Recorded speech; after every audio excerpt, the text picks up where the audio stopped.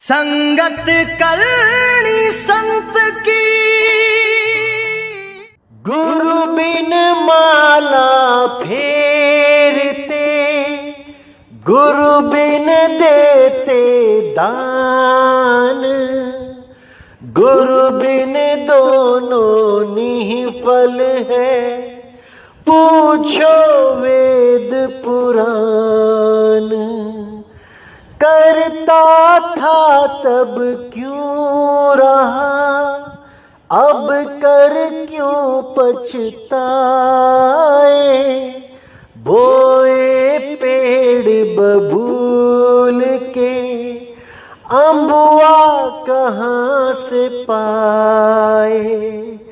राम नाम की लूट है, लूट सके तो लूट, अंत काल पछताएगा जब प्राण जाएंगे छूट। नमस्कार मेरे प्यारे भाइयों, मेरे परम पिता परमात्मा के प्यारे जीव हंसों, मैं बंदी छोड़ से यही अरदास करता हूं कि आप सब मेरे भाइयों का विवेक पहले से ज्यादा और ज्यादा से ज्यादा बढ़ता ही जाए, और ऐसी कोई दुविधा ना रहे जो मेरे भाइयों के मन में 1% भी भ्रम पैदा कर पाए। हर चीज ऐसी क्रिस्टल क्लियर होती चली जाए कि कुछ भी ऐसा ना रहे जो मेरे भाइयों को समझ में ना आए। एक भी काल का दूत भ्रमित नहीं कर पाए। मैं तभी समझ पाऊंगा, मैं तभी मानूंगा कि मेरा सत्संग करना सफल हो गया है। अगर इतने सत्संग सुनने के बाद भी अगर आपको कोई भ्रमित कर देता है तो कोई फायदा नहीं हुआ, कुछ प्राप्ति नहीं हुई इतना सत्संग सुनने के बाद भी। इसलिए मेरे भाइयों, मैं हर बार यही अरदास करता हूं कि आपका विवेक पहले से ज्यादा और ज्यादा बढ़ता ही जाए, क्योंकि मुझे पता है कैसे कैसे काल के दूत शिकार करने के लिए बैठे हैं, इन भोले जीवों को उलझाने के लिए बैठे हैं।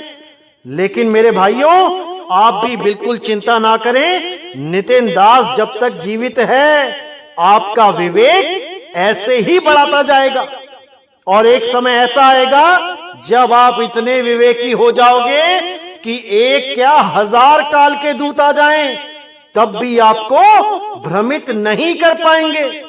मैं बस उसी दिन के इंतजार में हूं जब एक नितिन नहीं लाखों नितिन बोलेंगे, और ऐसा बोलेंगे कि पूरे विश्व में केवल और केवल सत्य नाम का डंका बजेगा।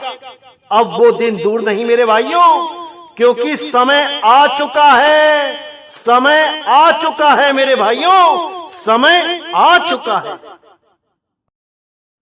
तो आपको बताना चाहूंगा कि बहुत ही खुशी होती है जब आप सब मेरे भाई फोन करके बताते हैं कि हर चीज क्लियर होती जा रही है, कुछ भी ऐसा शेष नहीं है जो समझ में नहीं आ रहा। हर वाणी क्लियर होती जा रही है, हर भेद समझ में आता जा रहा है, बहुत खुशी होती है। लेकिन कुछ ऐसे भाई भी हैं जो शुरू में सत्संग को नहीं समझ पाते। 10, 15, 20 सत्संग सुनने के बाद भी उनको समझ में ही नहीं आता कि बताया क्या जा रहा है। दोष उनका नहीं है, दोष उनका बिल्कुल नहीं है, क्योंकि ये मूल ज्ञान है मेरे भाई, बड़े बड़े ऋषि मुनियों को समझ नहीं आया। एक आम जीव की क्या बिसात है। ये तो जब परमपिता परमात्मा दया करता है ये तभी समझ में आता है, नहीं तो इसको सुनने के बाद भी बड़े बड़े ज्ञानी समझ नहीं पाते कि ये बात हो कहां की रही है।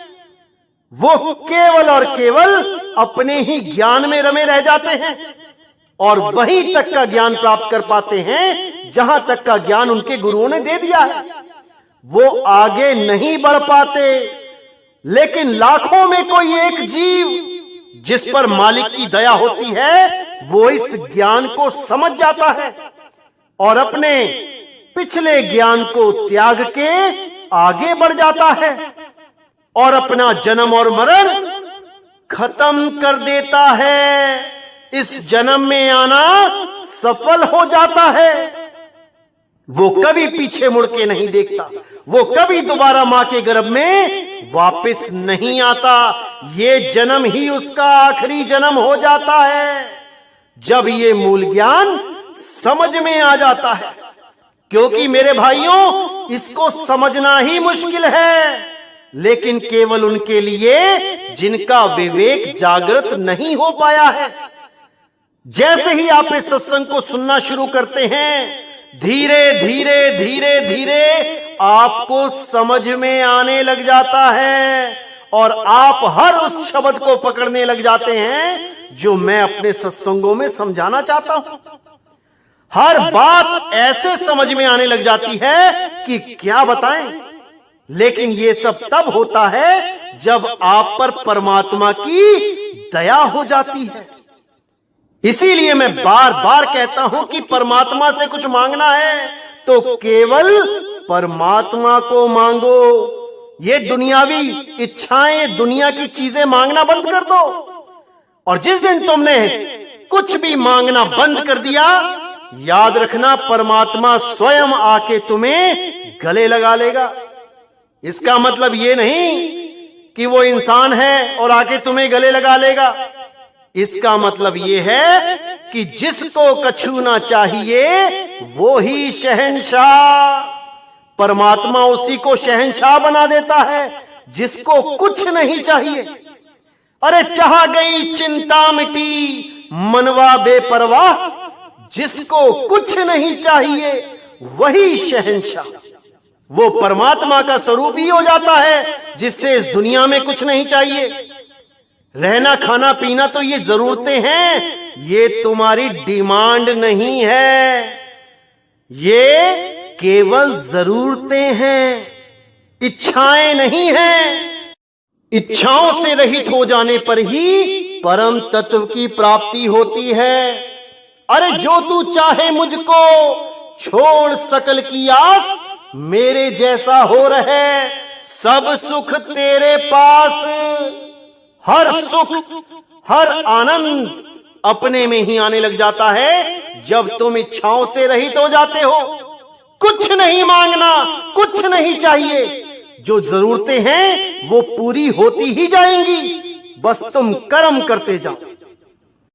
तो इसीलिए साहिब बार बार समझाते हैं, हर बार समझाते हैं कि मन को भटकने से रोको। ये भटकता है, ये तुम्हें भी भटका देता है, ये तुम्हारी सूरत को ले लेके भटकता है। इसके कहने पे मत चलो। मन जाता है तो जाने दे, तू थाम के राख शरीर, उतरा पड़ा कमान से क्या कर सके तीर। जब तीर कमान से ही उतर गया तो वो चल नहीं सकता। इसी प्रकार अपनी सूरत को मन और तन से हटा के उस शब्द में लगाना शुरू कर दो। फिर देखो क्या होता है, फिर देखो कि क्या आनंद आता है। तब तुम्हें समझ आएगा कि मनुष्य जन्म कितना दुर्लभ है। क्या चीज प्राप्त कर सकते हो इस मनुष्य चोले से, अभी तुम्हें अंदाजा नहीं है। अभी केवल तुम 9 द्वारों के रस में भीगे हुए हो। लेकिन जब उस अमृत को पी लोगे तो ये 9 द्वारों के रस फीके पड़ जाएंगे। जैसे 4 चम्मच चीनी घोल के अगर आप चाय में डाल के पी रहे हो और बहुत मीठी लग रही है, बहुत मीठी, अब उस मीठे से कैसे पीछा छुड़ाया जाए? क्या करे कि वो मीठा फीका हो जाए? क्या करे कि उसकी मिठास में स्वाद ही ना आए? क्या किया जाए ऐसा? मेरे भाई, चाय पीते पीते एक रसगुल्ला मुंह में रख लो, एक बाइट रसगुल्ले की काट लो और उसके बाद वही चाय जिसमें 4 चम्मच चीनी घुली हुई है वो तुम्हें फीकी लगने लग जाएगी। सब कुछ उसमें पहले जैसा ही है, लेकिन अब तुम्हें स्वाद नहीं आएगा। इसीलिए बोला, 9 द्वार नहोदर फीके, रस अमृत 10वें चुईजे। 10वें द्वार के पार जो अमृत कुंड है उसको प्राप्त कर लो। अगर उसको प्राप्त कर लिया तो मेरे भाई ऐसा कोई नहीं है जो तुम्हें दोबारा जन्म मरण में भरमा सके। उस अमृत को पीने के बाद आप सदा सदा के लिए अमर हो जाते हो। अरे हम ना मरिब मरिब संसारा, हमको मिला जियावन हारा। मृत्यु हो जाने पर भी तुम केवल दुनिया के लिए मरे हो, क्योंकि मरता केवल शरीर है, तुम नहीं मरने वाले। लेकिन अमृत को प्राप्त करने के बाद तुम वापस किसी गर्भ में नहीं जाओगे, क्योंकि तुम्हें वो गुप्त भेद पता लग चुका होगा कि तुमने कहां समाना है। शरीर से तो निकलना पड़ेगा, लेकिन समाना कहां है, ये भेद तुम्हें सतगुरु से प्राप्त हो जाएगा। और उसके बाद तुम्हारा जन्म और मरण से सदा सदा के लिए पीछा छूट जाएगा। अब ना कहीं आना ना कहीं जाना, आपे में आप समाना। बस मेरे भाई इतनी सी कहानी है, अभी समझ लोगे तो फायदे में रहोगे। बात है जरा सी, वरना 84। समझ जाओ मेरे भाइयों, इसको समझ जाओ। बहुत दिनों से बहुत से भाइयों के फोन आ रहे थे कि एक सत्संग आप नियम पे भी बना दें कि इस पंथ में नियम क्या हैं, क्या मर्यादाएं हैं, कैसे हम मर्यादाओं में रह के भक्ति करेंगे, कौन कौन सी मर्यादाएं हैं, हमें इसकी जानकारी दें। तो आज के सत्संग में यही जानकारी दी जाएगी कि हमारे पंथ की क्या मर्यादाएं हैं, क्या नियम हैं और कैसे इसको निभाना है और कहां पे छूट है, यह भी आपको बताया जाएगा। तो जो हमारा कबीर साहिब का जो पंथ है, जो मार्ग है, इसको अच्छी तरह समझ लें कि क्या क्या मर्यादाएं हैं, क्या क्या नियम हैं। सबसे पहले तो आपको मीट, मांस, अंडा, मछली ये सब छोड़ना पड़ेगा, क्योंकि जब तक तुम जीव हत्या कर रहे हो तुम्हारे मन में प्रेम नहीं आ सकता। तुम्हारा मन सदा कठोर रहेगा, तमोगुणी रहेगा, क्योंकि मीट, मांस, अंडा, मछली ये सब तमोगुणी भोजन है। ये सतोगुणी या रजोगुणी भोजन नहीं है, ये तमोगुणी भोजन है। और साहिब कहते हैं, जैसा खाओ अन्न और वैसा होवे मन, जैसा पियो पानी और वैसी बोलो वाणी। अगर कोई शराब पी लेता है तो वो शराबियों की तरह वाणी बोलता है, और अगर कोई दूध पीता है बढ़िया तो वो पहलवानों की तरह अपने शरीर को स्वस्थ रखता है। जैसा अन्न खाओगे वैसा ही तुम्हारा मन हो जाएगा। जीवों को मारते हुए तुम्हें मन कठोर करना पड़ता है। तुमने अपने घर में कुत्ता पाला है, उसको उसके गले पे चाकू चला के तो दिखाओ, जिससे प्रेम हो गया है। और जिस मुर्गे से, बकरे से प्रेम नहीं करते हो, उसके गले पे एकदम चाकू चला देते हो, क्योंकि तुमने उस कुत्ते को अपना मान लिया है और उस बकरे मुर्गी को बेगाना। अरे मेरे भाई, वो दोनों ही परमात्मा के जीव हैं। तो कठोर तो होना ही पड़ता है किसी के गले पे छुरी चलाने के लिए। और अगर तुम कठोर हो अंदर से तो परमात्मा वहां पे वास नहीं कर सकता। ये तो तुम्हें त्यागना ही होगा, और सच्चे मन से दया की भीख मांग के, क्योंकि ये सारे कर्मों का फल तुम्हें ही भुगतना पड़ेगा। क्योंकि इस दुनिया का यही नियम है, जो करोगे सो भरोगे। इसमें किसी के लिए भी कोई चेंज नहीं है। जैसे किसी कोठी बंगले में आप देखते हैं बाहर लिखा होता है कि कुत्तों से सावधान, तो वो बोर्ड लगा है। अब जो समझदार है वो दरवाजे की केवल बेल बजाता है और जो बेवकूफ है वो दरवाजा खोल के या दीवार फांद के अंदर चला जाता है, और अंदर जाने पे उसे क्या मिलता है? लंबे लंबे दांत। वो कुत्ते उसको काट काट के परेशान कर देते हैं। इसी प्रकार इस दुनिया की एंट्री के गेट पे क्या लिखा है? जैसा करोगे वैसा भरोगे। अब जो समझदार है वो बड़ी समझदारी से उतना ही कर्म करता है जितना वो भुगत सकता है, और जो मूर्ख है वो यहां आके पाप कर्म करने लग जाता है, छुरियां चलाने लग जाता है, जीवों की गर्दनों पे गोलियां मारने लग जाता है। उसको ये नहीं समझ रहा था कि जो करोगे सो भरोगे, जैसा पाप करोगे वैसा ही उसका फल मिलेगा।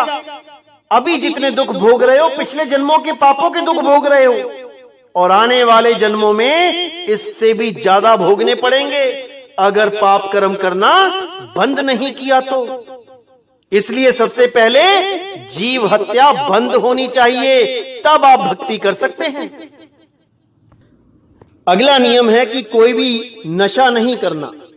सिगरेट, शराब, भांग, तंबाकू, गांजा बिल्कुल नहीं सेवन करना, बिल्कुल मना है। उसके बाद किसी भी फोटो, कैलेंडर, मूर्ति इनकी पूजा नहीं करना, चाहे वो किसी की भी हो। भले कबीर साहब की फोटो क्यों ना हो, मूर्ति क्यों ना हो, उसको पूजने की जरूरत नहीं है, क्योंकि साहिब का संदेश ही यही है, अरे पाथर पूजे हरि मिले तो मैं पूजू पहाड़, और ताते ये चाकी भली पीस खाए संसार। मूर्ति पूजा नहीं करनी है, चाहे वो किसी की भी क्यों ना हो। हां, गुरु की पूजा अति अनिवार्य है, क्योंकि गुरु देह नहीं है, गुरु ज्ञान है। जो ज्ञान आपको समझाया जा रहा है वो शब्द गुरु के माध्यम से ही समझाया जा रहा है, क्योंकि जो गुरु आपको ये बता रहा है कि तुम देह नहीं तुम शब्द हो, तो वो स्वयं देह कैसे हो सकता है? इसको अच्छी तरह समझ लेना मेरे भाइयों। हमारे यहां संतों की पूजा होती है, चेतन सत्ता की पूजा होती है, ना कि देह की पूजा होती है। अज्ञानी जीव यही समझता रहता है, देखो ये अपने शरीर की पूजा करवा रहा है, लेकिन ज्ञानी जीव समझ जाता है कि ये शब्द गुरु की आराधना हो रही है, ये शब्द गुरु की वंदना हो रही है, ये शब्द गुरु की आरती हो रही है। इसलिए गुरु पूजा के अलावा और कोई पूजा नहीं करनी है। उसके बाद किसी भी देवी देवता का भोग लगा प्रसाद या कोई भी पितरों का प्रसाद या कोई भी ऐसा जिसमें भी देह का रोल है, वो प्रसाद, भोग लगा प्रसाद ग्रहण नहीं करना, क्योंकि गीता में 7वें अध्याय में भी साफ लिखा है, जो पितरों की पूजा करते हैं अर्थात पितरों का भोग लगा प्रसाद खाते हैं वो पितरलोक में चले जाते हैं। जो भूत प्रेतों की पूजा करते हैं अर्थात उनकी पूजा करने के बाद भोग लगा प्रसाद खाते हैं वो भूत प्रेतों के लोक को चले जाते हैं। और जो देवी देवताओं के भोग लगे प्रसाद को ग्रहण करते हैं अर्थात देवी देवताओं की पूजा करते हैं वो देव लोक को चले जाते हैं। हे अर्जुन, वो मुझे प्राप्त नहीं कर सकते, क्योंकि वो मेरे असली स्वरूप को नहीं जानते। बहुत गहरा विचार है मेरे भाइयों, अच्छी तरह समझना पड़ेगा। 7वां अध्याय अच्छी तरह पढ़ो, बार बार पढ़ो और देखो कि कैसे मना किया जा रहा है। ये मैं नहीं बोल रहा हूं, ये स्वयं श्री कृष्ण बोल के गए हैं। 7वें अध्याय को बार बार पढ़ो, तब समझ में आएगा कि भोग लगा प्रसाद क्यों मना है, केवल तभी समझ में आएगा। उसके बाद आपने पराये धन, पराई संपत्ति पे कभी नजर नहीं रखनी है। जो मालिक ने आपको दिया है उसमें संतुष्ट रहो। पता नहीं ये चोला कब छोड़ के चले जाओगे, प्रॉपर्टी का क्या करना है, पता नहीं किसका खेत आपने अपने नाम करवा लिया धोखे से और वहीं रह जाएगा वो, लेकिन उसका फल आपके साथ जाएगा। आपको दोबारा अत्यंत कष्ट झेलने पड़ेंगे। आपने किसी का 1 लाख रुपए मार लिया, बैंक में जमा कर दिया, उसको खर्च भी ना कर पाए, वहीं पड़ा रह गया, लेकिन वो 1 लाख का कर्जा आप अपने कंधों पे लाद के ले गए। अब आपको बैल बनके उस 1 लाख को उतारना ही पड़ेगा। तो मेरे भाइयों, कर्म करने से पहले अच्छी तरह सोच लो, समझ लो, क्योंकि वापसी में आपको ही हर्जाना देना है, कोई और नहीं आएगा। किसी होटल में खाना खाना है तो पहले ही मेन्यू कार्ड देख लो कि कौन सी चीज कितने की है, और अपनी जेब को अच्छी तरह चेक कर लो कि उतने पैसे हैं भी कि नहीं। पता लगा बाद में बर्तन भी धोने पड़े और पुलिस वाले भी पकड़ के ले गए। इसलिए मेरे भाई, हर कर्म को करने से पहले एक बार जांच लो, परख लो कि क्या इसका फल सहन कर पाओगे, तभी कोई कर्म करो। अन्यथा जैसे हो ठीक हो मालिक की दया से। अगला नियम है कि आपने कोई भी किसी भी प्रकार का जुआ नहीं खेलना है, कोई भी लॉटरी का टिकट नहीं खरीदना है, कोई भी ताश का या कोई भी ऑनलाइन जुआ नहीं खेलना है। हां, शेयर मार्केट में आप इन्वेस्ट कर सकते हैं, वो एक तरह की मार्केट है, उसमें कोई दिक्कत नहीं है। अगला नियम है कि आपने हमेशा सत्य ही बोलना है। सत्य ही बोलना है का मतलब यह नहीं कि आप किसी का घर, किसी का परिवार, किसी के रिश्ते खराब कर दो सत्य बोल के। जहां पर थोड़ा बहुत झूठ बोलना भी पड़े, वो भी किसी की जिंदगी बचाने के लिए, किसी का घर बचाने के लिए, किसी के रिश्ते बचाने के लिए, वहां पे आप थोड़ा सा झूठ बोल सकते हैं।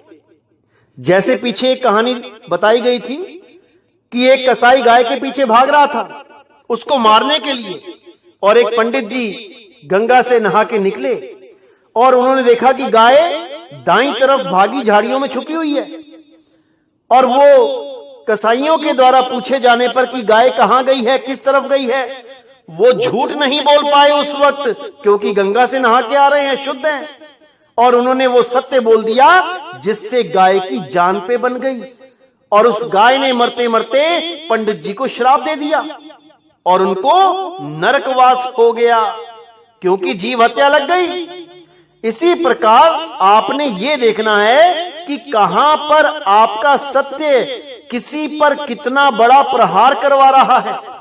अगर किसी की गलती आप देख लेते हो तो इसका मतलब ये नहीं कि आप ढिंडोरा पीटो उसका, आप उसको प्रेम से समझाओ कि मैंने तुम्हें देख लिया है, तुम गलत कार्य कर रहे हो, लेकिन तुम्हें सुधरने का एक मौका दे रहे हैं, सुधर जाओ। अगर नहीं सुधरोगे तो ये सत्य सबके सामने रखना ही पड़ेगा। उसको मौका दो, जरूर दो, लेकिन सिचुएशन देख के ये भी जरूर देख लो कि वो मौका देने के लायक है कि नहीं।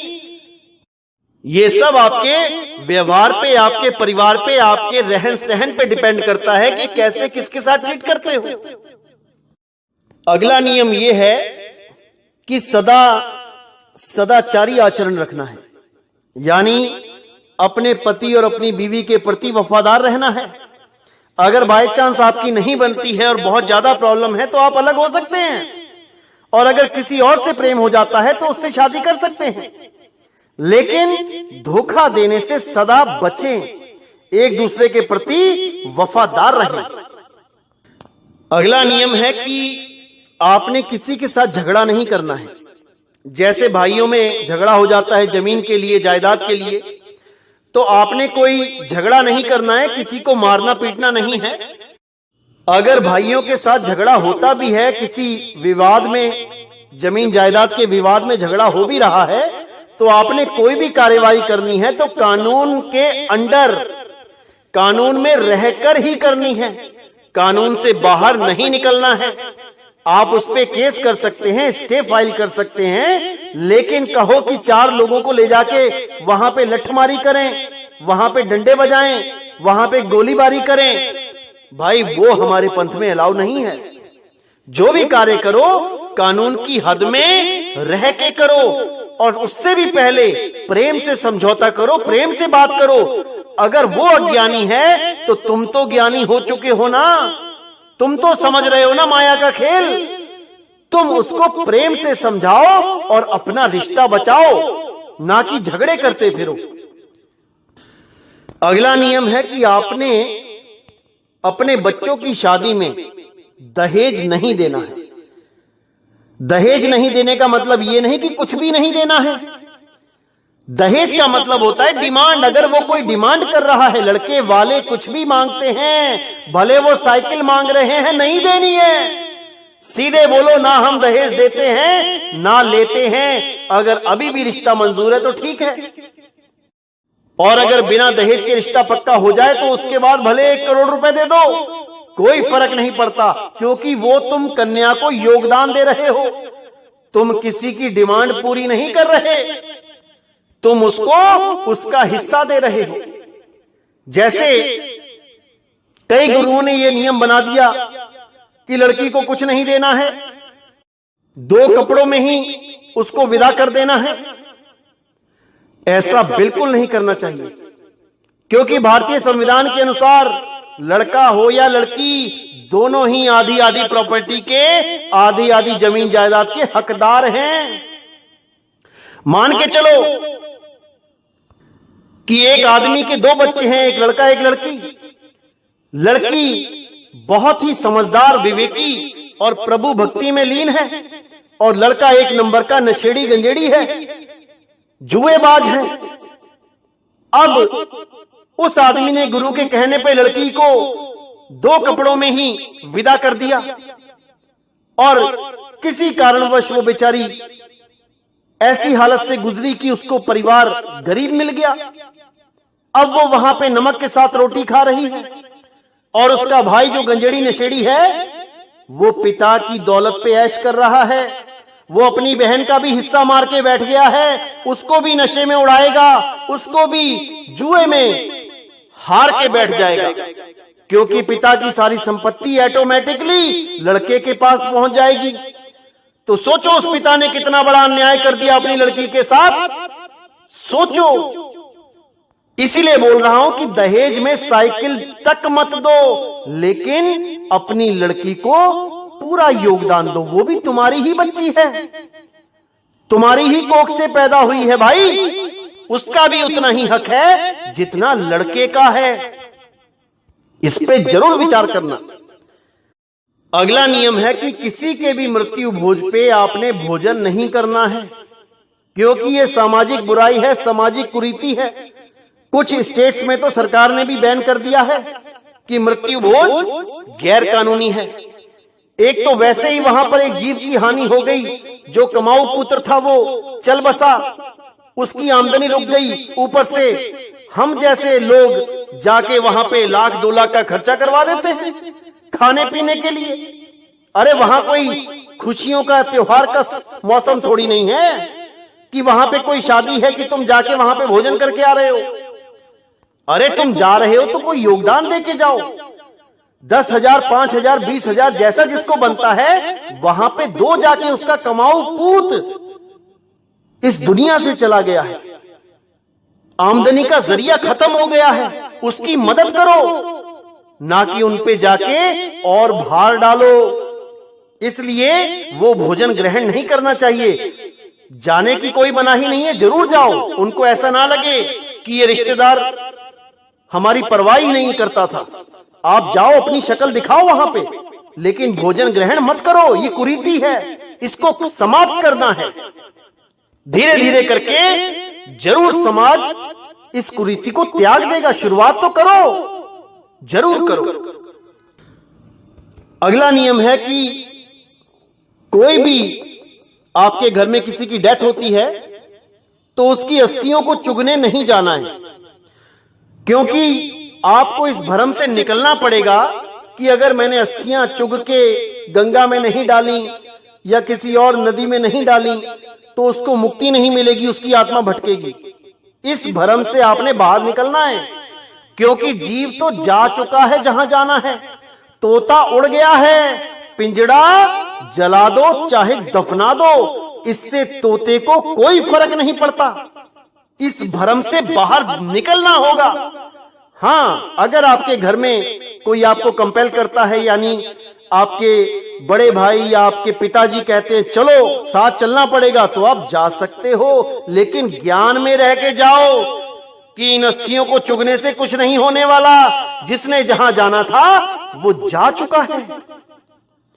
तो अगला नियम है, जिन भी दवाइयों में मांस का प्रयोग होता है, जैसे शार्क लीवर ऑयल यूज होता है, जिलेटिन कैप्सूल्स में नॉनवेज यूज होता है, उन कैप्सूल्स को आपने ग्रहण नहीं करना है। आपने डॉक्टर से सब्स्टिट्यूट मांगना है उसका। आप डॉक्टर को सीधे बोलो कि डॉक्टर साहब इस दवाई पे, इस मेडिसिन पे लाल निशान है जो नॉनवेज का है, मैं नॉनवेज नहीं लेता हूं, आप कोई इसका सब्स्टिट्यूट दें, कुछ ना कुछ वेज में मुझे दें। और ऐसा जरूर होता है कि कोई ना कोई अदर ऑप्शन मिल ही जाती है। इसलिए जिन दवाइयों में मांस प्रयोग होता है उसको अवॉइड करें। अगला नियम है कि आप कोई भी त्योहार है उसको मना सकते हैं, चाहे आप हिंदू हैं, मुसलमान हैं, सिख हैं, ईसाई हैं, इससे कोई फर्क नहीं पड़ता। त्योहार मनाने से एकता बढ़ती है, प्रेम बढ़ता है। आप त्योहार मना सकते हैं, लेकिन कोई भी पूजा पद्धति नहीं करनी है। आत्म ज्ञान के सिवा किसी की भी पूजा नहीं करनी है, किसी भी शरीर की पूजा नहीं करनी है, किसी भी अंधविश्वास में नहीं उलझना है, कहीं पर भी सूरत को नहीं लगाना है सिवाय आत्म ज्ञान के। क्योंकि कृष्ण जी ने भी अध्याय 3 17वें श्लोक में बिल्कुल क्लियर कर दिया है कि हे अर्जुन, बहुत सी पूजाएं हैं, बहुत से यज्ञ हैं, बहुत से मंत्र हैं, तीर्थ हैं, व्रत हैं, बहुत कुछ है करने को, लेकिन जो भी जीव अपनी आत्मा में स्थिर हो जाता है, अपनी आत्मा में संतुष्ट हो जाता है, अपनी आत्मा में रमण करता है, हे अर्जुन, उसके लिए कोई भी कर्तव्य लागू नहीं है। वो सब कर्तव्यों से निवृत्त हो जाता है, उसके ऊपर कोई भी कानून लागू नहीं होता, क्योंकि वो सत्य को ग्रहण कर रहा है। इसको अच्छी तरह समझ लो मेरे भाइयों।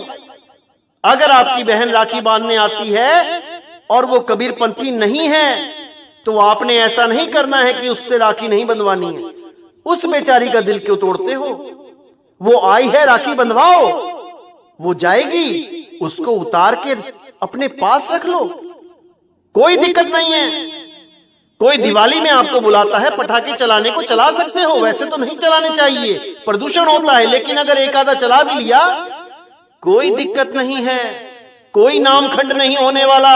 कोई होली में आके आपको रंग लगा देता है और अगर आपने भी थोड़ा सा लगा दिया तो कुछ पहाड़ नहीं टूटने वाला। ईद में अगर आपको कोई सिवई खिलाने के लिए बुला रहा है और आपने जाके खा ली तो कोई पहाड़ नहीं टूटने वाला। बस बर्तनों का ध्यान रखना, ऐसे बर्तनों में भोजन मत करना जहां पर मांस का प्रयोग होता है, इस चीज का खास ख्याल रखना, बाकी कोई दिक्कत नहीं है। तो मेरे भाइयों, हर चीज को अच्छी तरह समझना है, हर चीज को अच्छी तरह जानना है और हर प्रकार के भ्रम को अपने दिमाग से निकाल के केवल सत्य भक्ति करनी है। तभी जन्म मरण से पार हो पाओगे, तभी इस भव बंधन से छूट पाओगे। नहीं तो बार बार यही जन्मते मरते रहोगे, कुछ हाथ पल्ले नहीं रह जाएगा।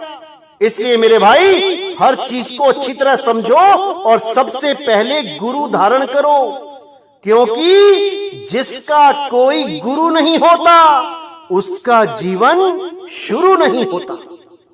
तो आज का सत्संग मैं यही समाप्त करता हूं और मैं मालिक से यही अरदास करता हूं कि आप सब मेरे भाइयों का विवेक ऐसे ही बढ़ता जाए और आप उस मूल ज्ञान को समझ पाओ जो घर घर में सत्य का डंका बजाएगा और पूरे विश्व के विवेकी हंसों को एक झंडे के नीचे लेके आएगा, एक नाम के नीचे लेके आएगा, एक पंथ के नीचे लेके आएगा, और वो नाम होगा सत्य नाम। तो मेरे भाइयों, मुझे विदा करें। बोले सतगुरु बंदी छोड़ सतगुरु सत्य कबीर साहिब की सदा ही जय हो, सदा ही जय हो। मेरे मालिक की साहिब बंदगी सत नाम।